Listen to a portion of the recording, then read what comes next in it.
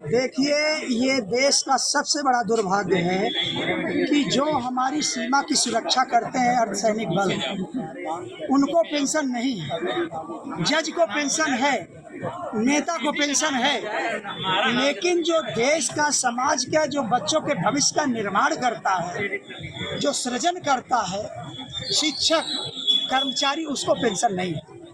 इस बात को लेकर समाजवादी पार्टी के राष्ट्रीय अध्यक्ष माननीय अखिलेश यादव जी पे हमने बात रखा। चूँकि समाजवादी पार्टी के एमएलसी होने के नाते जब हमने जीतने के बाद ये बात रखी तो 22 में समाजवादी पार्टी के राष्ट्रीय अध्यक्ष माननीय अखिलेश यादव जी ने घोषणा पत्र में शामिल किया कि समाजवादी पार्टी की सरकार बनने पर हम पुरानी पेंशन हूबहू बहाल करें। आज भारतीय जनता पार्टी पूरे देश को निजीकरण के माध्यम से अडानी अंबानी पूंजीपतियों के हाथ में देना चाहिए। जो शिक्षक और शिक्षा है, आपको मालूम होना चाहिए कि प्रदेश में लगभग 28,000 प्राथमिक विद्यालय बंद कर दिए गए। पूरे देश में जब से भारतीय जनता पार्टी की सरकार आई है लगभग 1 लाख प्राइमरी विद्यालय बंद कर दिए हैं। आप बगैर गुरु के विश्व गुरु बनाओगे? आप किसको धोखा देना चाह रहे हो? हम कह रहे हैं कि जो इस समय विश्व गुरु हैं वो तो शिक्षा पर जो बजट खर्च करते हैं सब कुछ पता है। आप हवा में फर्जी विश्वगुरु बनने का जो धोखा, जो ढोंग कर रहे हैं समाज के सामने, आपकी पोल खुल जा रही है। किस तरीके से छोटे छोटे बच्चे प्राइमरी के, जेनजी, अल्फा आज रोड पर आ गए हैं। आप विश्वगुरु बना रहे हो देश को। पूरा विश्व हम पे हंस रहा है कि ये लोग शिक्षा और शिक्षक को नष्ट करके ये विश्व गुरु बनाने का जो ढोंग रच रहे हैं, ये हास्यास्पद स्थिति है। देखिए, मैं 2027 की बात करने के पहले मैं 2024 की भी बात कर ले रहा हूँ। 2024 में इनका बहुत घमंड था कि हम 400 सीट ला करके पूरा संविधान बदल देंगे, धरती पलट देंगे। जनता जनार्दन से आगे बढ़कर कोई नहीं है। जनता ने इनको उत्तर प्रदेश से 400 का कांटा जो लेके ये चल रहे थे वो ध्वस्त कर दिया। और वो एक लिटमस टेस्ट था 2024 का। 2027 में भारतीय जनता पार्टी के विधायकों की जमानत जब्त हो जाएगी।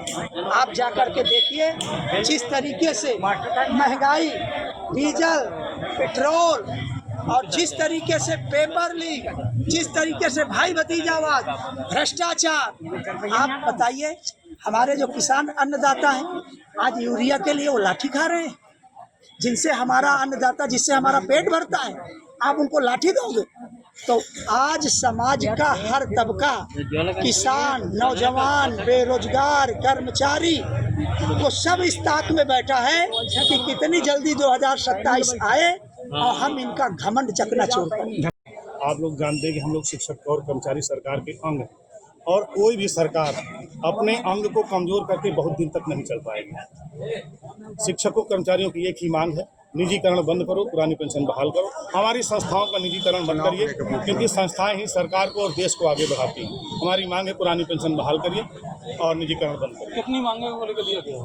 मांग हमारी मांगे नहीं होती है, एक मांग रहती है निजीकरण बंद करो, पुरानी पेंशन बहाल करो। और सरकार ने अभी जो एक बड़ा अन्याय किया है कि जो शिक्षकों पर जो 25 साल से नौकरी कर रहे उन पर टीईटी लागू कर दिया। हम क्या ये कहेंगे कि मोदी जी, योगी जी जो 5 साल से क्या 1 साल में हर साल चुनाव कराएंगे?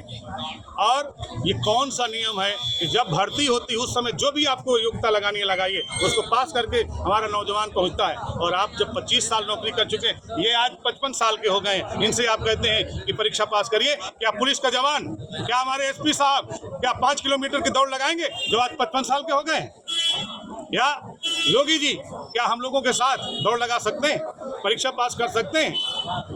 तो ये हम निवेदन करते हैं हाथ जोड़कर अपने आदरणीय योगी जी से, प्रधानमंत्री जी से, कि ये अनैतिक जो अनिवार्यता टेट की लागू की गई है इसे समाप्त किया जाए, निजीकरण बंद किया जाए और पुरानी पेंशन बहाल किया जाए, क्योंकि नेता भी पेंशन लेते हैं।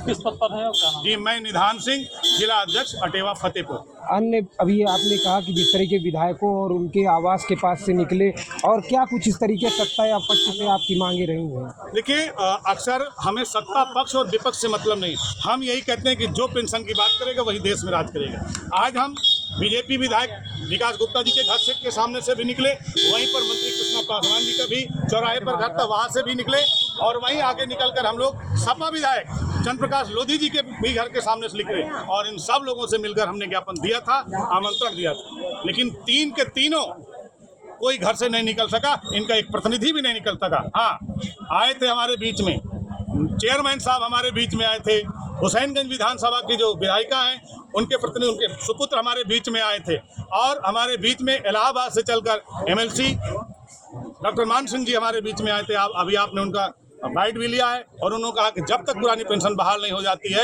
हमारे राष्ट्रीय अध्यक्ष जी का ये आह्वान है कि तब तक हम जो है आपके साथ रहेंगे, और हमारी सरकार बनेगी तो हम पुरानी पेंशन बहाल करेंगे। लगातार आप लोग धरना प्रदर्शन दे रहे हैं, ज्ञापन दे रहे हैं, आगे किस तरीके से देखते हैं, क्या करेंगे आगे? हमारी की अभी का फिलहाल का प्लान जो हमारे राष्ट्रीय अध्यक्ष जी का है, 25 तारीख को 25 सितंबर को हम लोग लखनऊ में एक बड़ा जन सैलाब के साथ घेराव करने जा रहे हैं, और उसके आगे जो भी निर्णय होगा उस पर आने वाले चुनाव में आपकी किस तरीके की प्रक्रिया होगी? देखिए, हम लोग चुनाव करवाते हैं तो हम लोग चुनाव लड़ते नहीं। कई बार विधायकों ने हमें यहाँ कहा, हमें चैलेंज किया कि आप चुनाव लड़ लीजिए, कह रहे हैं कि चुनाव लड़ लीजिए अगर पेंशन लेना है। और हम ये कहते हैं कि हिमाचल प्रदेश में भी उस समय के तत्कालीन मुख्यमंत्री जयराम ठाकुर ने कहा था कि अगर पेंशन लेना तो चुनाव लड़ लीजिए, और उनको अवकाश समझ में आ गई, और यहाँ जिन जिन लोगों ने ये बात कही थी उनको भी अवकाश समझ में आ गई, या सत्ता से बाहर।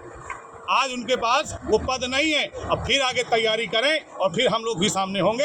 अगर हमारी बात करेंगे तो हम उनका साथ देंगे, और अगर हमारा विरोध करेंगे तो खुलकर विरोध करेंगे।